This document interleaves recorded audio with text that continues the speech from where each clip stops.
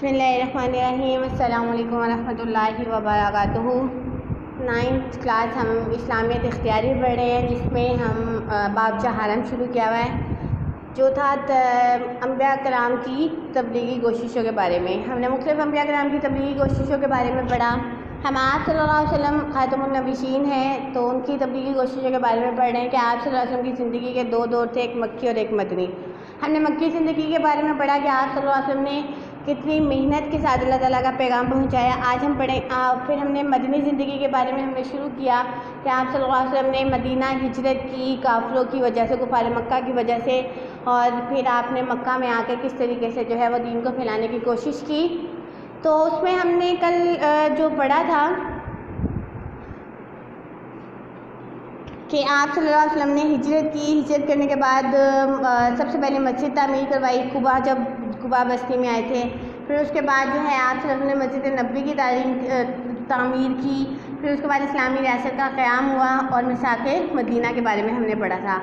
آج ہم پڑھیں گے دفاعی جنگیں، یعنی کہ آپ صلی اللہ علیہ وسلم جب مدینہ میں داخل ہوئے تو تھوڑے ہی عرصے کے بعد قریش نے رئیس المنافقین عبداللہ بن ابی کو، جو ہجرت سے پہلے انصار کا سردار تھا، خط لکھا کہ تم نے ہمارے آدمی کو اپنے ہاں پناہ دی ہے، ہم خدا کی قسم کھاتے ہیں یا تو تم اس کو قتل کر ڈالو یا مدینہ سے نکال دو، ورنہ ہم تم پر حملہ آور کر کے تمہیں فنا کر دیں گے۔ قریش خانہ کعبہ کے مجاور تھے، یعنی کہ اس کو بنانے والے تھے۔ اس وجہ سے تمام عرب ان کا احترام کرتے، مکے سے مدینہ تک کے تمام قبائل ان کے زیر اثر تھے۔ قریش نے انہیں بھی اسلام کا مخالف بنا دیا تھا۔ یہ لوگ نہ صرف اسلام کے ارشاد میں رکاوٹ بنے ہوئے تھے، بلکہ مدینہ کے لیے ایک مسلسل خطرہ تھے۔ آپ صلی اللہ علیہ وسلم اس خطرے کے پیش نظر راتوں کو اکثر جاگا کرتے تھے، حتیٰ کہ صحابہ کرام رات کو ہتھیار لگا کر سوتے تھے، لیکن اللہ تعالیٰ کی طرف سے ابھی جنگ کی اجازت نہ تھی۔ سن 2 ہجری میں راہ خدا میں صرف ان لوگوں سے لڑنے کی اجازت ملی جو مسلمانوں سے لڑنے کے لیے آئیں۔ آپ صلی اللہ علیہ وسلم نے غزوہ بدر سے پہلے جتنی بھی مہمیں نواحِ مدینہ میں روانہ کی، ان کا مقصد قریش کی نقل و حمل اور حرکت کا پتہ لگانا تھا، آس پاس کے قبائل سے امن و اتحاد کے معاہدے کرنا تھا۔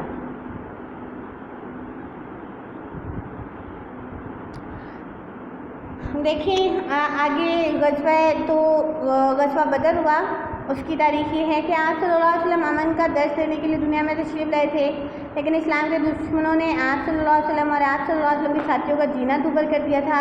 ہجرت کے بعد مسلمانوں کی اجتماعی قوت میں اضافہ ہوا تو مشرکین مکہ کی آتشی عداوت بھڑک اٹھی، یعنی کہ جو آگ لگی ہوئی تھی دشمنی کی، وہ بھڑک اٹھی۔ چنانچہ شروع میں قرظ بن جابن فہری رئیس مکہ نے مدینہ کی چراگاہ پر حملہ کر کے آپ صلی اللہ علیہ وسلم کے مویشی لوٹ لیے اور بچ کر نکل گیا۔ چند روز بعد عمر بن حضرمی مسلمانوں کے ساتھ ایک جھڑپ میں مارا گیا، جس نے قریش کو مدینے پر فوری حملے کا موقع فراہم کر دیا۔ ایک طرف مخلص مسلمانوں کی مختصر جماعت 313 سامان جنگ کی کمی اور بے سر و سامانی، تو دوسری طرف قریش مکہ پورے ساز و سامان کے ساتھ جو ہے وہ بدر کے میدان میں دونوں جماعتوں نے ڈیرے ڈال دیے۔ آپ صلی اللہ علیہ وسلم نہایت عاجزی کے ساتھ اللہ تعالیٰ کے حضور دعا فرما رہے تھے کہ اللہ تو نے مجھ سے وعدہ کیا ہے، آج پورا کر۔ اس کے جواب میں وہی نازل فرمائی سَيُهْزَمُ الْجَمْعُ وَيُوَلُّونَ الدُّبُرَ، فوج کو شکست دی جائے گی، وہ پیٹھ پھیر دیں گے۔ بدر کا معرکہ اسلام اور کفر کا پہلا معرکہ تھا، جس میں حق غالب آیا، کفر کی کمر ٹوٹ گئی، قریش کے 70 سردار مارے گئے اور اتنے ہی قید ہوئے۔ انہیں چھڑانے کے لیے قریش نے مدینے میں آمد و رفت شروع کی۔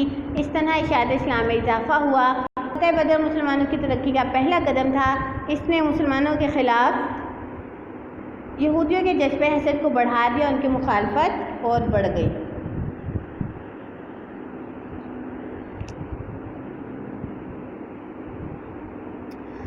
اب جب غزوہ بدر ہو گیا تو اس کا بدلہ لینے کے لیے جو ہے، یعنی کہ کفار مکہ نے دوبارہ جنگ کی، وہ غزوہ احد تھی، ٹھیک ہے۔ مقتولین بدر، یعنی کہ جو بدر میں کافر مارے گئے تھے، ان کا انتقام لینے کے لیے احد کا معرکہ ہوا۔ یہود مدینہ نے جو ہے وہ معاہدے کی خلاف ورزی کرتے ہوئے در پردہ جو ہے وہ قریش مکہ کا ساتھ دیا، کوہ احد کے دامن میں فوجوں کا آمنا سامنا ہوا۔ آپ صلی اللہ علیہ وآلہ وسلم نے پہاڑی درے پر 50 تیر انداز کھڑے کر دیے اور نے تاکید کی تھی کہ کسی بھی صورت یہاں سے نہ ہٹے، لیکن ابتدائی فتح دیکھ کر ان لوگوں نے درہ خالی چھوڑ دیا کہ جو یعنی مسلمانوں کو فتح ہو گئی ہے، شاید اس وجہ سے وہ مال غنیمت جمع کرنے لگے۔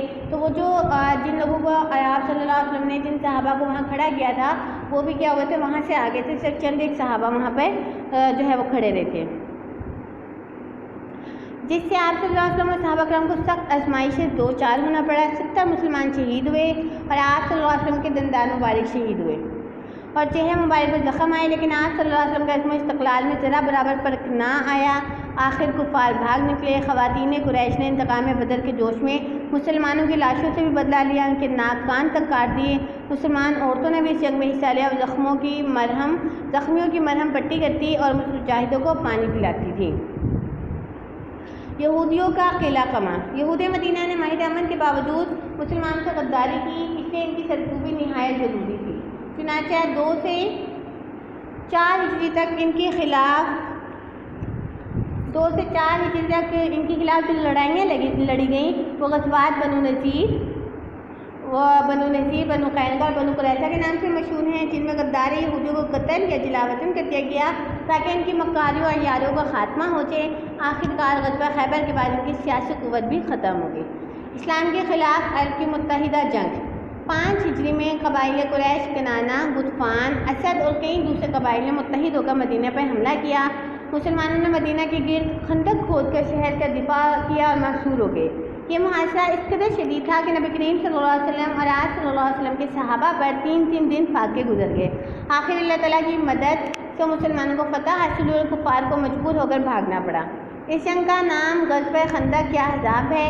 اس جنگ کے احزاب میں شکست سے قریش کی متحدہ قوت کا زور ٹوٹ گیا اور بہت سے قبائل جو قریش کے زیر اثر تھے وہ مسلمان ہو گئے۔ عہد نامہ حدیبیہ۔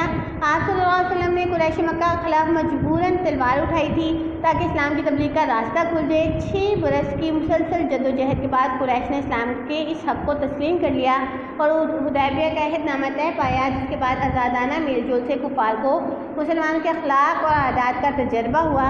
نتیجہ یہ نکلا کہ اس سے قبل غزوات کے باوجود جس قدر لوگ اسلام لائے تھے، صرف 2 ہی سال میں یہ تعداد کئی گنا بڑھ گئی۔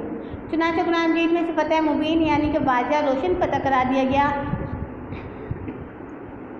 صلح حدیبیہ کے سال آپ صلی اللہ علیہ وسلم عمرے کے ارادے سے مدینے سے نکلے تو 1500 افراد ساتھ تھے۔ 2 برس کے بعد مکہ کے لیے نکلے تو 10,000 مسلمانوں کا لشکر ساتھ تھا اور آہستہ آہستہ سارا عرب موتی اور فرما بردار ہو گیا۔ ٹھیک ہے، یہ ہم نے آپ صلی اللہ علیہ وسلم کی مکی زندگی کے اور کچھ پہلو پڑھے ہیں، انشاءاللہ باقی ہم سبق اور بعد میں پڑھیں گے۔ اس کو یاد کر لیجیے گا اچھی طریقے سے۔ السلام علیکم ورحمۃ اللہ وبرکاتہ۔